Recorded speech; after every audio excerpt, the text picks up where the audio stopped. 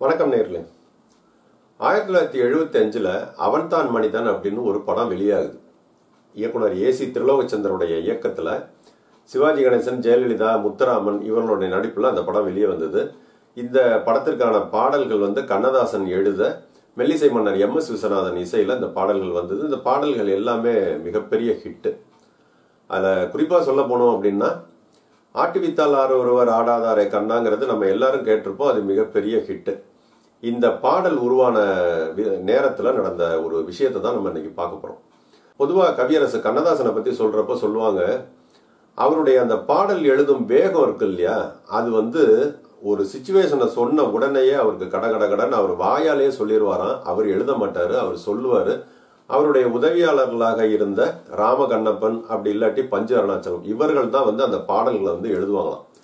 அப்படி எழுதும் போதும் கூட கவியரசு கண்ணதாசன் சொல்கிற அந்த வேகத்துக்கு அவர்களால் எழுத முடியாதுன்னு சொல்லுவாங்க. அவ்வளோ வேகமா கவிதையை சொல்லுவாராம்.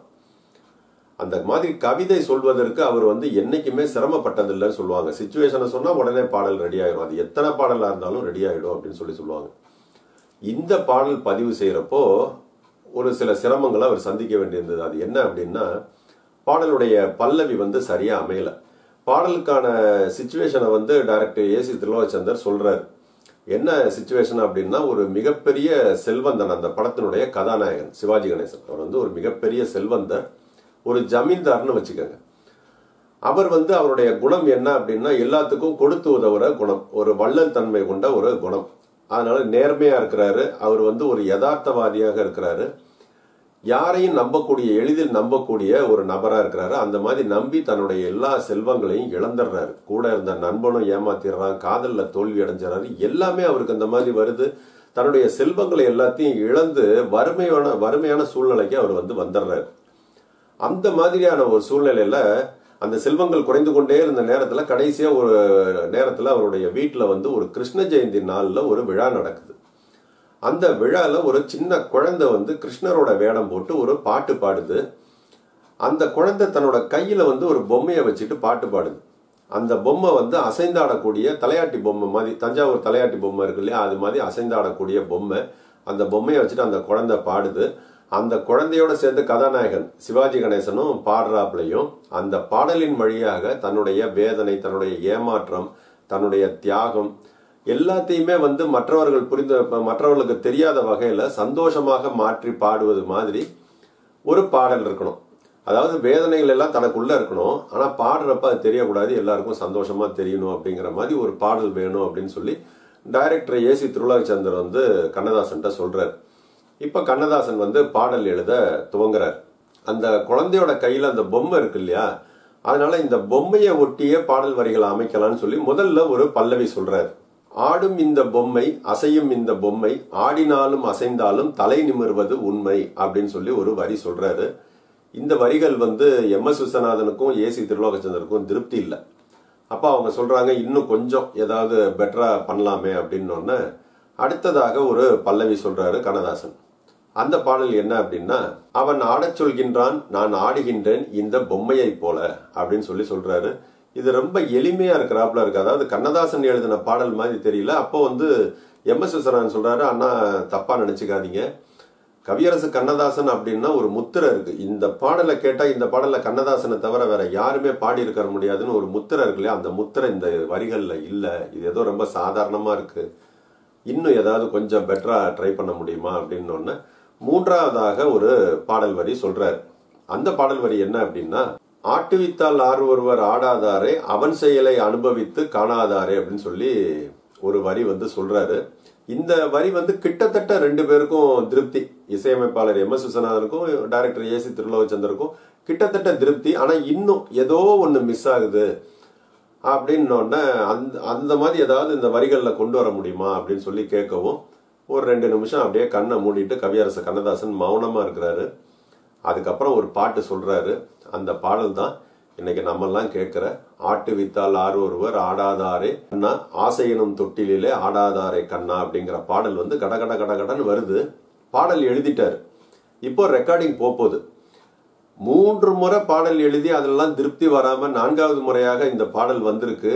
இந்த பாடல்லையும் ஏதாவது நம்ம குற்றம் குறைன்னு சொன்னா கவிஞர் வந்து கோச்சுக்கு வரோம் அப்படின்னு சொல்லிட்டு எல்லாருமே பேசாம இருக்கிறப்போ எம்.எஸ். விஸ்வநாதன் வந்து கவியரசு கண்ணதாசன் ரொம்ப உரிமையா பேசக்கூடியவர், பழகக்கூடியவர்.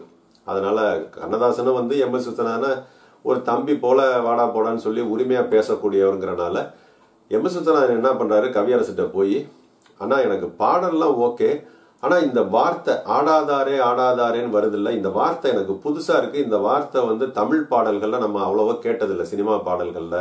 இதை வந்து மக்கள் ஏத்துக்குவாங்களா அப்படின்னு சொல்லி கேட்கிறாரு. அப்போ கண்ணதாசன் ஒரு செய்தி சொல்றாரு, விசு, இந்த வரி நான் போட்டதில்லை, இந்த பாடலுக்கான இந்த வரியை நான் போடல, இந்த வார்த்தையை நான் எங்க இருந்து எடுத்தேன் அப்படின்னு சொல்லி ஒரு செய்தி சொல்றாரு. அதாவது 6ஆம் நூற்றாண்டுல திருநாவுக்கரசு சுவாமிகள் ஒரு தேவாரம் பாடுறார். திருத்தாண்டகம் என்ற வகையைச் சேர்ந்த ஒரு தேவாரத்தை பாடுறாரு. அந்த தேவாரத்தில் இருந்து தான் நான் இந்த வார்த்தையை எடுத்தேன். இந்த வார்த்தை ரொம்ப அற்புதமான வார்த்தை, அதனால இந்த வார்த்தையை வையி, ஒன்னும் ஆகாது, மக்கள் ஏத்துக்குவாங்க அப்படின்னு சொல்லி உறுதியா சொல்றாரு. சரிண்ணான்னு சொல்லி அந்த பாடல் வந்து அவர் எழுதின மாதிரியே பதிவு செய்யப்படுது. கண்ணதாசன் வந்து எந்த பாடலை பார்த்து இந்த பாடலை எழுதினார் அப்படிங்கிற பாடலை, அந்த தேவாரத்தை நம்ம இப்போ பார்ப்போம். இந்த பாடல் வந்து திருநாவுக்கரசு சுவாமிகள் பாடிய திருத்தாண்டகம் என்ற வகையைச் சேர்ந்த தேவாரம்.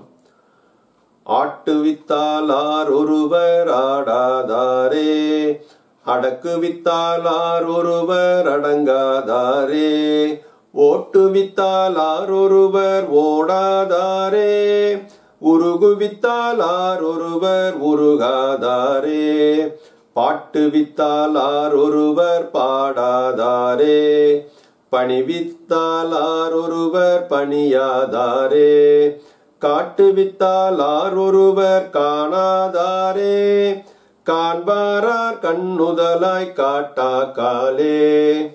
இந்த பாடல கவியரசு கண்ணதாசன் வந்து எம்.எஸ். விஸ்வநாதன்ட்ட சொல்லி பாடி காமிச்சு, இதுல இருந்து தான் நான் அந்த வார்த்தையை எடுத்தேன் அப்படின்னு சொல்றாரு. அவருக்கும் திருப்தி ஆயிருது, சந்தோஷமாயிருது. அதுக்கப்புறம் அந்த பாடல் வந்து முழுமையா பதிவு செய்யப்பட்டு படத்துல வெளியாகுது. இந்த பாடல் வந்து மிகப்பெரிய ஹிட்டு. இன்னைக்கும் வந்து பலராலும் மறக்க முடியாத மிகப்பெரிய ஹிட்டு. கண்ணதாசன்ட்ட என்ன ஒரு சிறப்பு அம்சம், நேர்மை என்ன அப்படின்னா, அவர் இந்த மாதிரி நிறைய பழைய பக்தி இலக்கியங்கள்ல இருந்து நிறைய பாடல்களை வந்து தன்னுடைய பாணியில மாற்றி எழுதியிருக்காரு. ஆனா அந்த பாடல்களுக்கான மூல வரிகள் எங்கிருந்து நான் எடுத்தேன் அப்படிங்கிறத பல இடங்கள்ல அவர் பதிவு செஞ்சிருவார். அது தானே எழுதின மாதிரி காட்டிக்க மாட்டாரு. இது இன்ன இடத்துல இருந்து இன்னார் பாடிய பாடலை தான் நான் எடுத்து இப்படி மாத்தி நான் எழுதினேன், பட்டினத்தார் பாடலை நான் இப்படி எழுதினேன், திருநாவுக்கரசர் தேவாரத்தை நான் இப்படி எழுதினேன், ஆண்டாளுடைய பாடலை நான் இப்படி எழுதினேன் அப்படின்னு சொல்லி அந்த உண்மையை அவர் சொல்லிடுவார். அது அவருடைய நேர்மை தன்மையை நமக்கு காட்டுது. இந்த மாதிரி இந்த பாடல் வந்ததற்கு பின்னணியில இப்படி ஒரு அற்புதமான ஒரு அப்பர் சுவாமியுடைய தேவாரம் இருக்கு. இதே மாதிரி பல பாடல்களை வந்து கண்ணதாசன் எழுதியிருக்கிறாரு. அந்த மாதிரியான வேற சில பாடல்களோட அடுத்த பதிவுல உங்களை சந்திக்கின்றோம். நன்றி, வணக்கம்.